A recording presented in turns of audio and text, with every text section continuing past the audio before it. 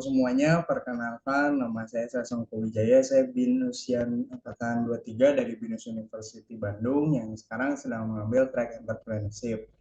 Jadi melalui video ini saya akan menjelaskan sedikit tentang bisnis saya di track entrepreneurship, yaitu Jaya Tunggal Super Frame. Nah, bisnis frame foto ini sendiri sudah dimulai dari ayah saya dulu, yang dimulai dari tahun sejak 1990-an dan sekarang sudah diteruskan oleh saya.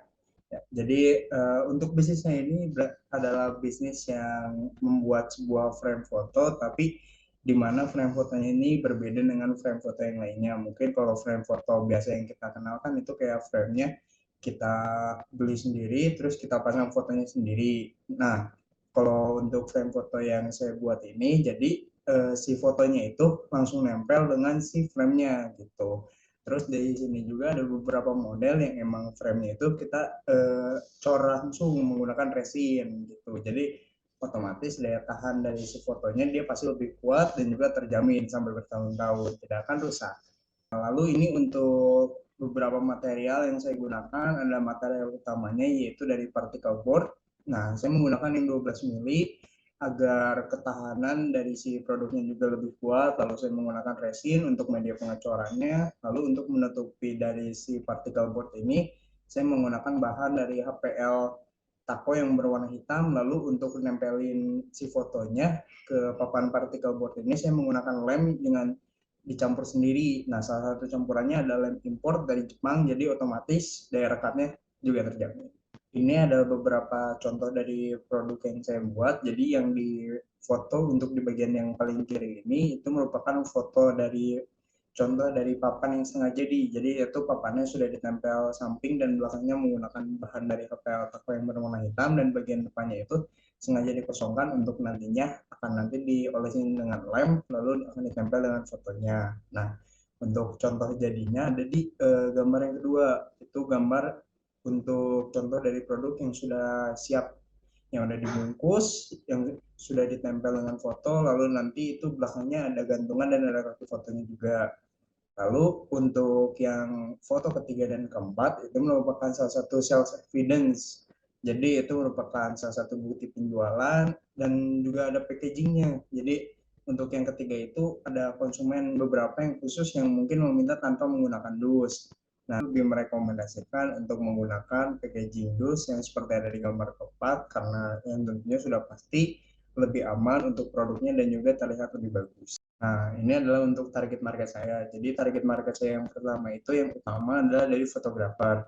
Nah, saya mengambil target market ini karena biasanya fotografer-fotografer itu dia suka memotret untuk acara pernikahan atau mungkin untuk acara wisuda-wisuda dan biasanya acara-acara tersebut pasti akan menggunakan frame foto. Lalu yang kedua saya masukan juga dari sekolahan. Nah, di sini sekolahan-sekolahan itu biasanya mungkin mereka secara pribadi ketika ada acara seperti wisuda gitu, mereka akan langsung memesan frame fotonya terpisah gitu. Lalu yang ketiga itu ada toko-toko foto. Nah, toko-toko foto itu otomatis memerlukan ada yang namanya aksesoris, ya seperti contohnya dari frame foto ini gitu.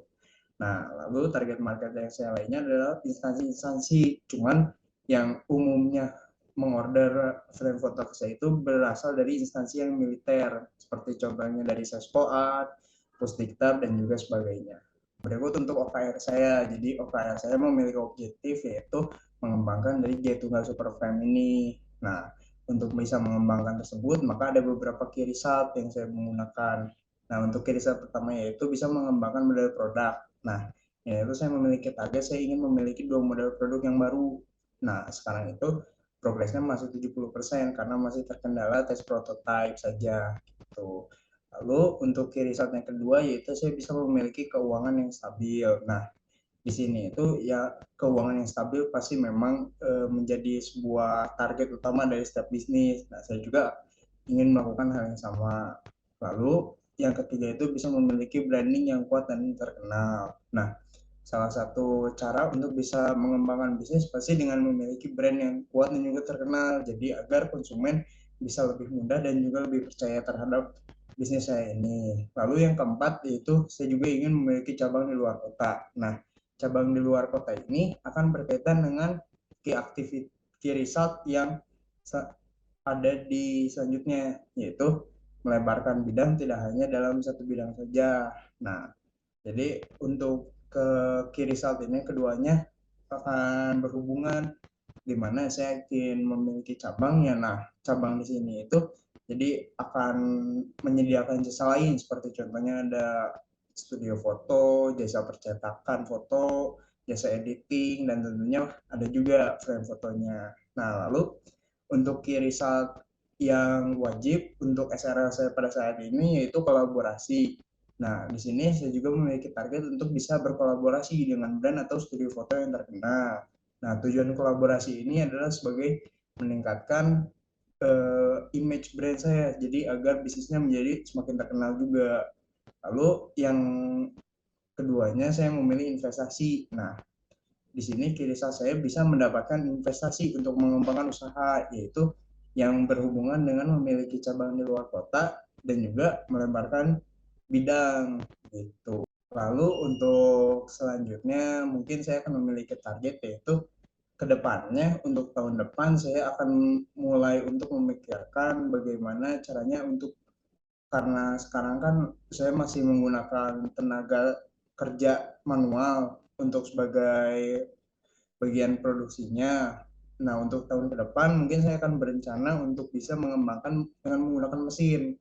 Jadi agar bisa mempercepat alur produksi dan juga tentunya lebih efektif. Gitu. Sekian videonya. Terima kasih.